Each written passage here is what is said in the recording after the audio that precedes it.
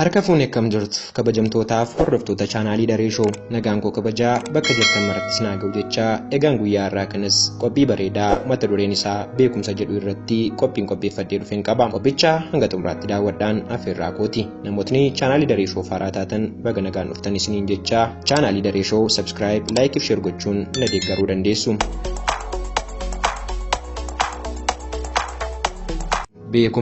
Beekumsi karaa adda addaatiin ilaalama.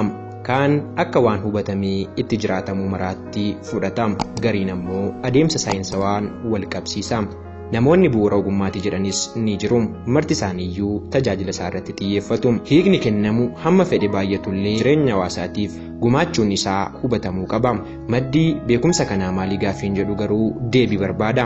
Maddi beekumsaa hedduudha. Karaalee kana keessaa muraasni rakkina, dubbisa, muuxannoo, umurii fi shaakala ta'uu danda'u. Eenyuyyuu rakkachuu kan hin barbaannee fi rakkina kan jibbu ta'ullee rakkinni madda beekumsaa ta'uun isaa gama gaarummaa isaati.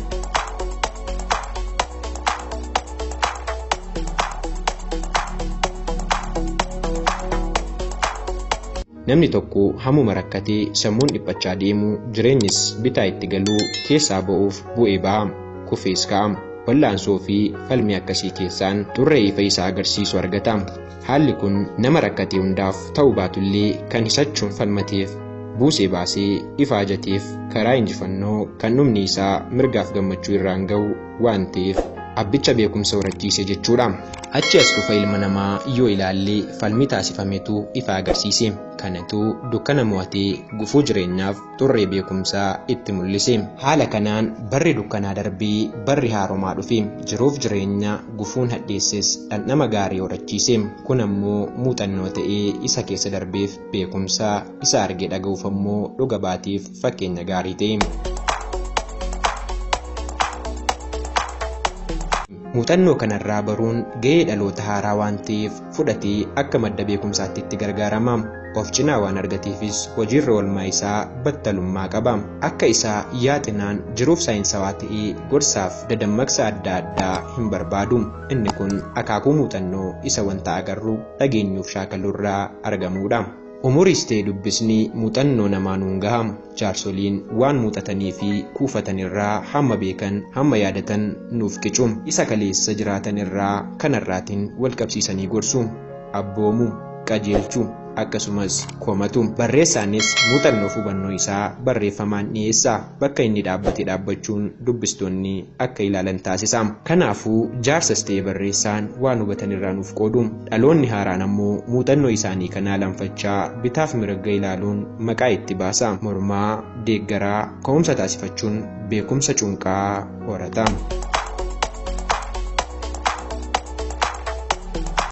Beekumsi humna hiixatee qabu, isa fiigee qaqqabuudha. Kun ammoo dhala namaa hundaaf oolee shiboo bishaanii fi ibidda baatu wal simsiisuun ifa isaa kan uumamaatiin morkatu tolchee dukkana mo'e.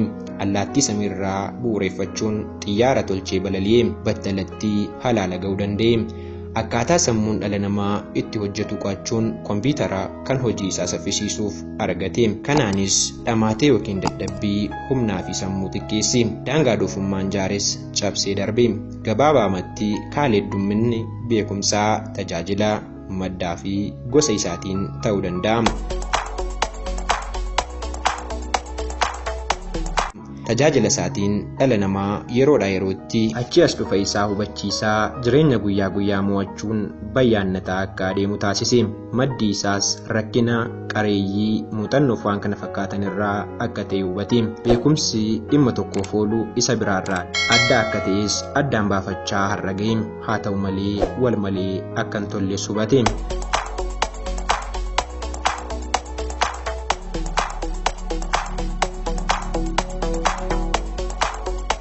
Egaan kabajamtootaaf hordoftoota chaanaalii Daree Shoo qophiin ani guyyaa har'aaf maalummaa beekumsaa akkasumas maddi beekumsaa maalii jedhu irratti qopheessee isiniif dhiyeesse kan hangammaa ture.